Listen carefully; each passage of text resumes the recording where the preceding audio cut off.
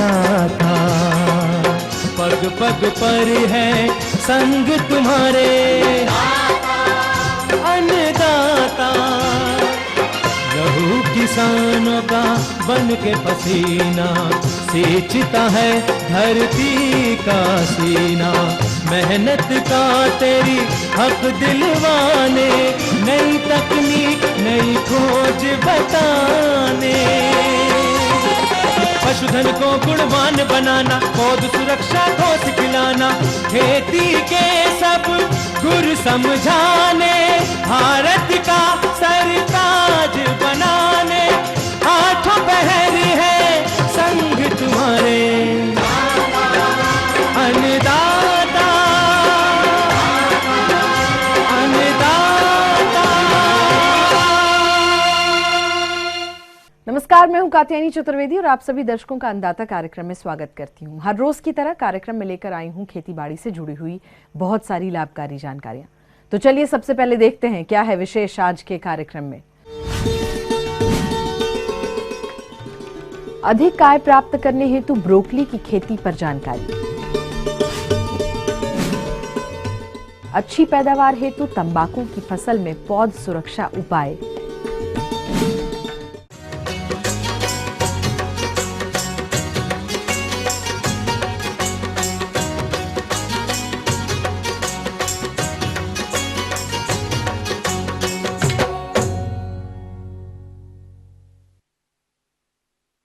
हमारे प्रदेश के जो किसान भाई ब्रोकली की खेती कर रहे हैं तो उन्हें इस फसल से अधिक उपज तभी मिलेगी जबकि आप इसकी उन्नत किस्मों का चुनाव कर इसकी रोपाई वैज्ञानिक ढंग से करेंगे।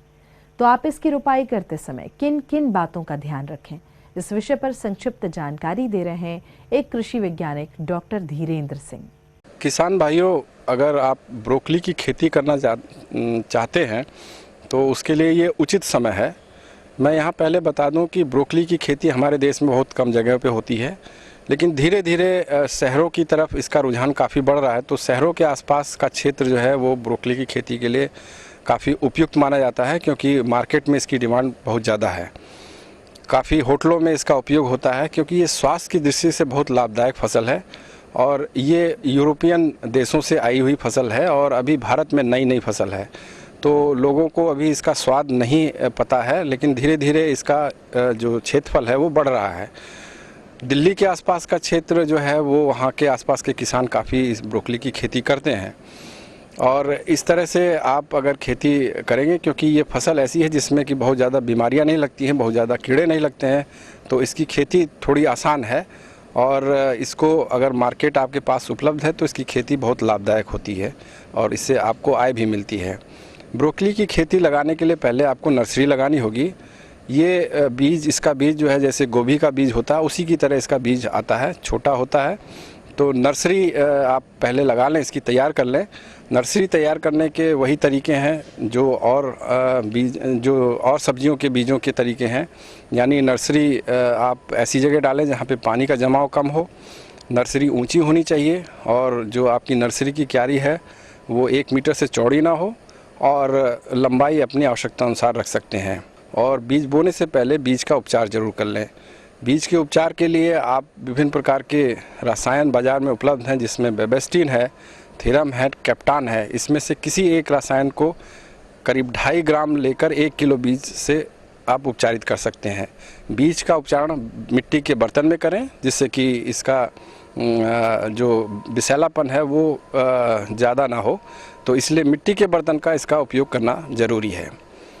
जैसे ही आप बीज को उपचारित कर लेते हैं उसके बाद बुआई करिए और ये भूमि जहाँ पे बोते हैं उसको भी आपको उपचारित करना है। फोरेट नाम की दवा आती है, उससे आप इसको उपचारित कर सकते हैं। उसके बाद बोने के बाद इसको आपको घास या घास फूस से ढक देना है। इससे क्या होता है कि ज़मीन के अंदर एक नमी बनती है और नमी के साथ साथ एक गर्मी बनती है, जिससे कि बीज का जमाव तेज़ी से होता है।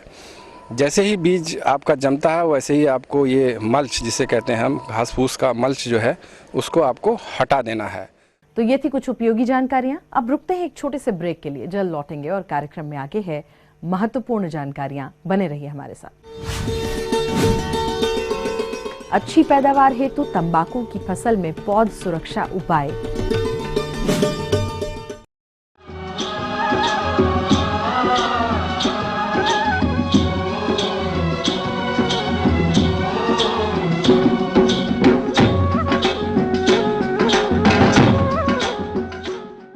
ब्रेक के बाद एक बार फिर से आप सभी दर्शकों का अन्नदाता कार्यक्रम में स्वागत है और चलिए बढ़ते हैं अपनी अगली प्रस्तुति की ओर।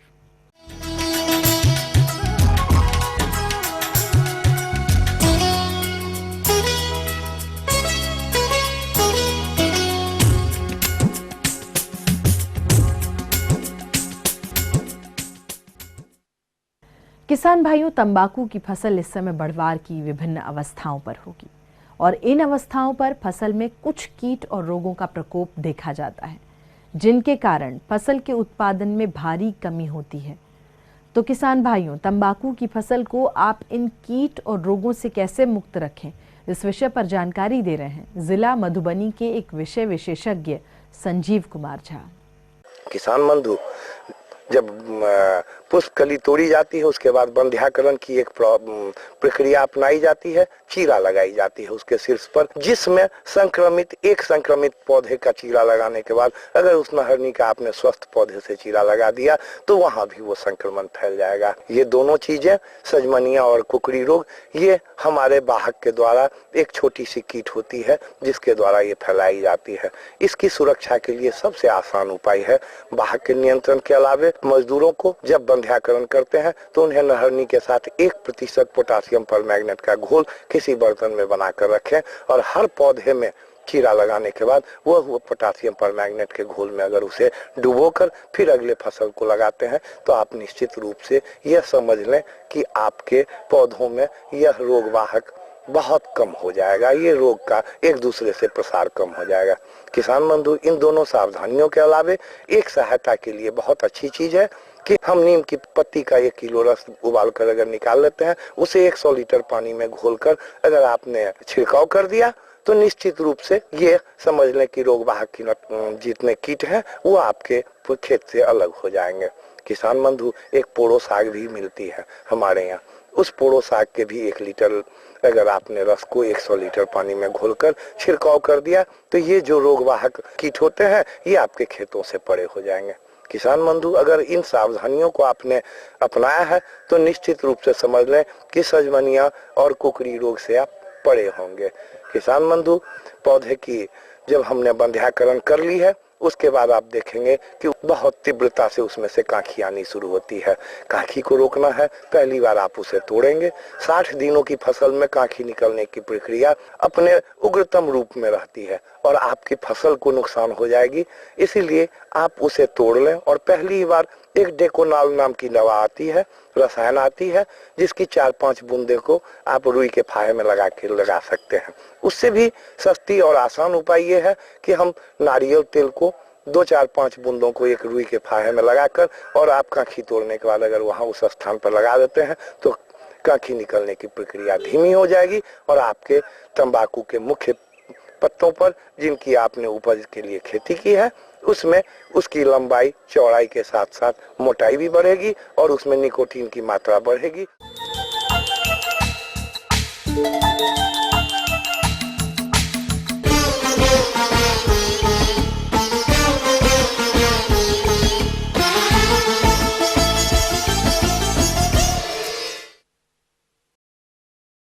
बढ़ती जनसंख्या और घटती जोत के कारण आज कृषि पर उत्पादन का दबाव बढ़ रहा है, जिसके चलते कई लोग अपने घरों के छतों और घरों के पास मौजूद खाली जगहों पर फूल और सब्जियों की खेती करने लगे हैं, जिसे टेरेस गार्डन के नाम से जाना जाता है।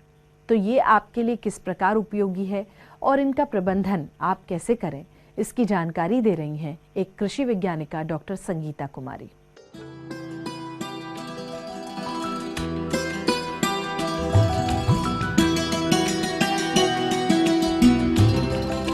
शहरीकरण होने के कारण जमीन की भी कमी हो गई है।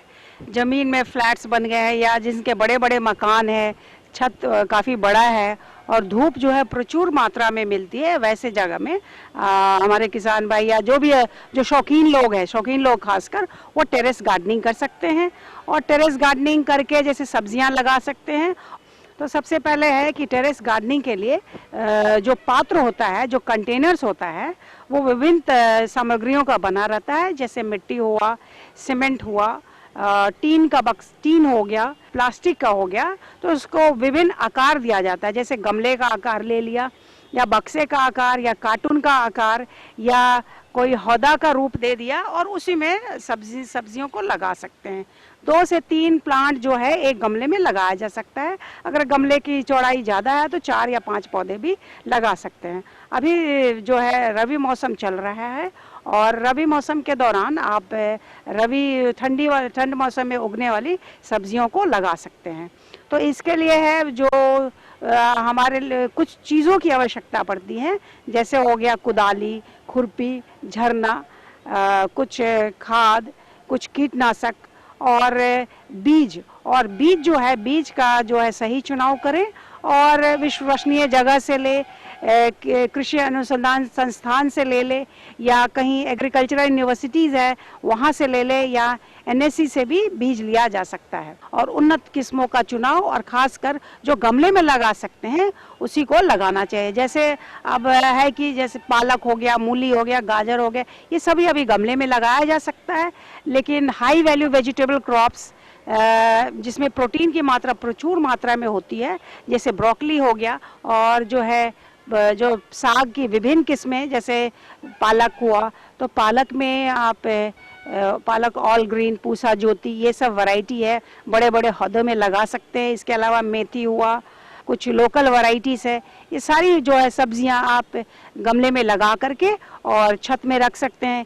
अब रही बात इसमें जो है कितना कैसी मिट्टी चाहिए, क्या क्या इसमें डालें, तो मिट्टी हमेशा जो है अच्छी मिट्टी का ही चुनाव करें और उसमें जो है बालू, जो है नदी के किनारे का बालू ले लें और साथ ही साथ उसमें कंपोस्ट अर्थात सड़ी हुई गोबर का खाद मिला लें। ये सब जो तीनों चीज़ें हो गए, मिट्टी हो गया, कंपोस्ट हो गया और बालू हो गया, ये सभी चीज़ों को बराबर मात्रा में मिला करके उसको मिट्टी को मिलाए और साथ ही साथ इसमें थाइमेट थोड़ा 50 ग्राम डाल दे और सबको मिट्टी को मिला करके उसको गमले में भर दे। और गमले का जो नीचे है उसमें पानी का निकासी अवश्य होना चाहिए। और ये जब सारी हो गई गमले की भराई कर दीजिए और ये हमेशा ध्यान रखें कि मिट्टी जो भी ले रहे हैं वो मिट्टी जनित रोग हो गया या चींटी हो गया या दीमक हो गया, इन सब चीज़ों से मुक्त होना चाहिए। आप गमले की भराई करके आप अभी 1, 2, 3 बीज एक गमले में डाल दीजिए और साथ ही साथ जैसे अगर लतरने वाली सब्जी कुछ ऐसा लग रहा है तो उसके लिए सुतली का सहारा सुतली और बांस का सहारा दे सकते हैं। वर्मी कंपोस्ट से जब बीज लगाते हैं, क्यारी पंक्ति से बीज लगा करके उसको वर्मी कंपोस्ट से ढक दे और फुहारे से पानी देते रहे। जब बीज में अंकुरन आ जाए समय पर है, जैसे आप खरपतवार भी निकालते रहें और जाड़े का मौसम है तो उसमें पानी जो है से मतलब ये गमला में पौधा हम उगा रहे हैं तो तकरीबन 2 दिन 3 दिन पर, और जैसा दिख रहा है मिट्टी कि भाई सूख रहा है तो उसमें आप पानी डालते रहें। और जहाँ यूरिया जब डालना होता है तो देखें कि पौधा जब 3 हफ्ता का हो गया, लगाने के 3 हफ्ता के बाद, उसके बाद ही जब पौधे में गमले में नमी हो तभी यूरिया डालें, 10 से 15 ग्राम मात्र। और आप ये जो यूरिया है 1 सप्ताह 15 दिन के अंतराल पर 2 से 3 किस्तों में डाल सकते हैं और साथ ही साथ सिंचाई कर दें अगर गमला की मिट्टी सूखी हो। और अब आई कि रोग से कैसे मुक्ति पाए। रोग हो गया, कीट हो गया, कीटनाशक दवाई में सबसे है कि आप जब भी कीट लगते किसी भी प्रकार का तो उसमें आप जो है रोगर डालें। रोगर वही 1 मिलीलीटर 1 लीटर पानी में मिला करके पौधों पर छिड़काव करें। और जब भी फफूंदनाशक बीमारी लग जाए तो उसमें ब्लाइटॉक्स 50 उसको 2 ग्राम से 3 ग्राम मात्रा 1 लीटर पानी में मिला करके पौधे पर छिड़के तो उसे फफूंद जनित रोगों से बचाव किया जा सकता है। तो इस प्रकार आप जो है टेरेस गार्डनिंग या छत पर जो है गमले में सब्जियां उगा करके आप रोज़मर्रा की सब्जियां भी खाइए और फ्रेश सब्जी भी खाइए, स्वास्थ्य भी बनेगा और साथ ही साथ आपका जो है मुनाफा भी रहेगा। आप बाजारी जो सब्जियों से आप बच सकते हैं। आगे और भी हैं कुछ रोचक जानकारियां, यहाँ पर रुकेंगे एक छोटे से ब्रेक के लिए, जल्द हाजिर होते हैं।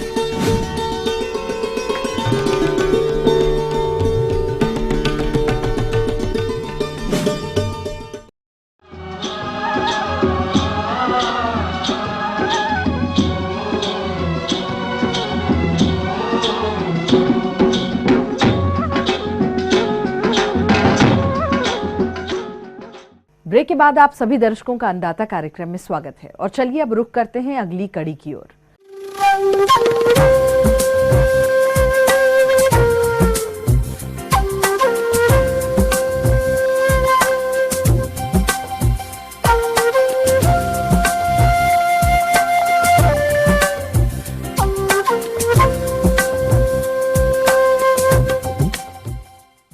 मौसम के अनुसार प्रबंधनों पर ही टिकी है आपकी खेतीबाड़ी और इसीलिए मौसम पूर्वानुमान और उस पर आधारित साप्ताहिक कृषि सलाह इस प्रकार है। ग्रामीण कृषि मौसम सेवा भारत सरकार, बिरसा कृषि विश्वविद्यालय रांची एवं राजेंद्र कृषि विश्वविद्यालय पूसा समस्तीपुर द्वारा भेजे गए मौसम पूर्वानुमान के आधार पर किसान भाइयों को सलाह दी जाती है कि पिछात धान की कटाई जल्द से जल्द कर गेहूं की बुआई करें। सिंचित एवं समय पर बुआई हेतु गेहूं की उन्नत किस्में इस प्रकार से हैं।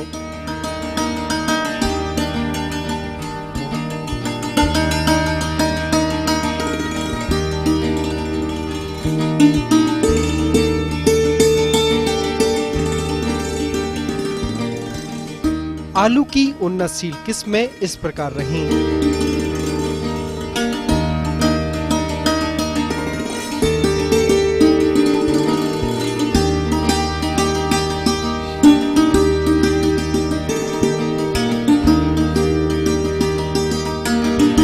किसान भाई इन किस्मों में से किसी भी किस्म का चयन कर बुआई हेतु प्रयोग कर सकते हैं, लेकिन बुआई से पहले बीजों को फफूंदनाशक दवा से अवश्य उपचारित कर लें।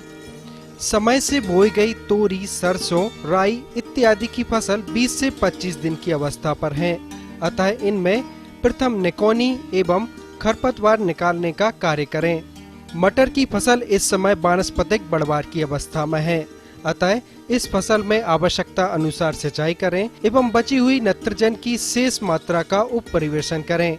जिन किसान भाइयों ने चने की बुआई समय से की थी, उनकी फसल अभी 10 से 15 दिन की अवस्था पर है, अतः इसमें निकौनी का कार्य करें। पशुओं को रात में खुले स्थान पर नहीं बांधें। पशुओं के खाने में 1 चम्मच नमक का मिश्रण सुबह एवं शाम को दें। इस समय रात का तापमान कम है, अतः पशुओं को सुरक्षित स्थान पर बांधें तथा ठंड से बचाने हेतु उपयुक्त कार्य करें।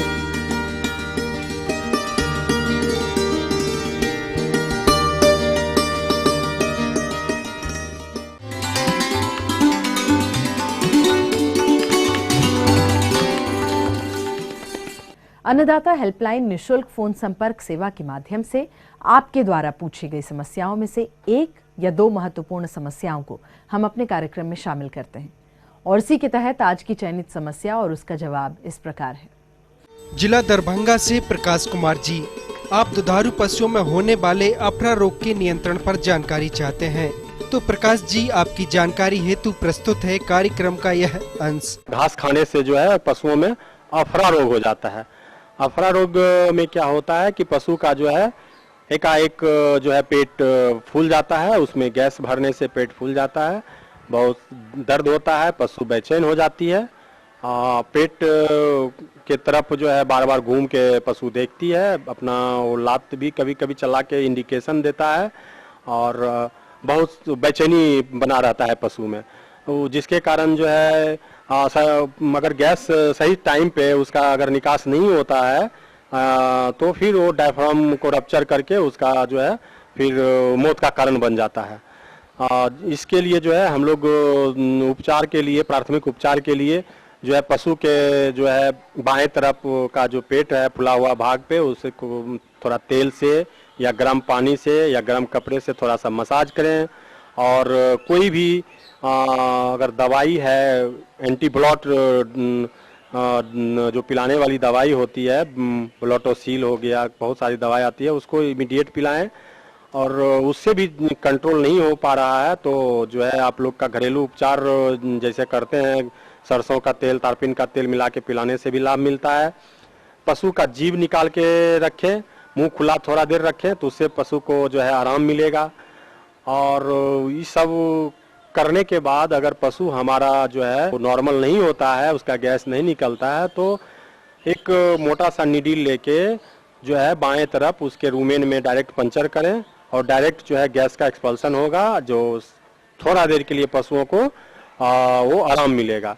उसके बाद जो है डॉक्टर के सलाह से जो है anti histaminic drug, anti blood drug ये सब दें, जिससे कि आपको लाभ मिलेगा।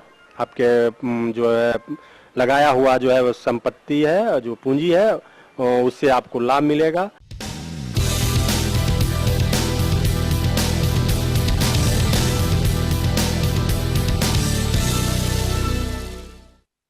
राज्य की विभिन्न मंडियों में कृषि उत्पादों के चढ़ते और उतरते बाजार भाव की संक्षिप्त जानकारी इस प्रकार है।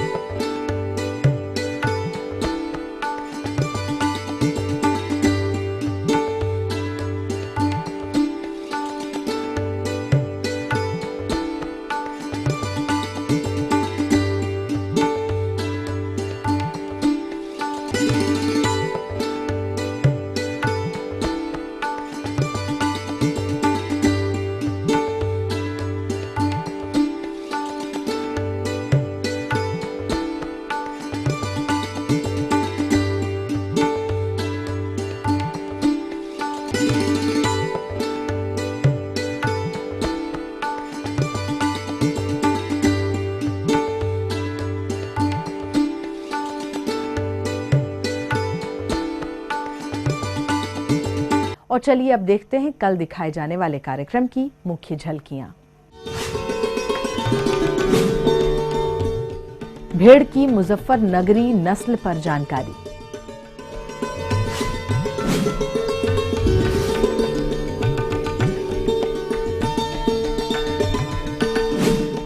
हम ये उम्मीद करते हैं कि आज का कार्यक्रम आप सभी दर्शकों के लिए उपयोगी रहा होगा। किसान भाइयों, अन्नदाता आपकी सेवा के लिए संकल्परत है। कृषि संबंधित समस्या एवं सुझावों के लिए आप हमें इस पते पर संपर्क कर सकते हैं। प्रोड्यूसर अन्नदाता ETV Bihar Jharkhand, Ramoji film city Hyderabad 501512। साथ ही आप हमें ईमेल भी कर सकते हैं। हमारा ईमेल एड्रेस है annadatabihar@etv.co.in। और इसके अतिरिक्त आप हमें निःशुल्क हेल्पलाइन नंबर 180010845999 पर सोमवार से शनिवार के बीच में सुबह 10 बजे से शाम 4 बजे के बीच कभी भी संपर्क कर सकते हैं। फिलहाल अन्नदाता की पूरी टीम को दीजिए इजाजत। कल फिर इसी समय आपसे मुलाकात होगी कृषि संबंधित कुछ और महत्वपूर्ण जानकारियों के साथ। नमस्कार।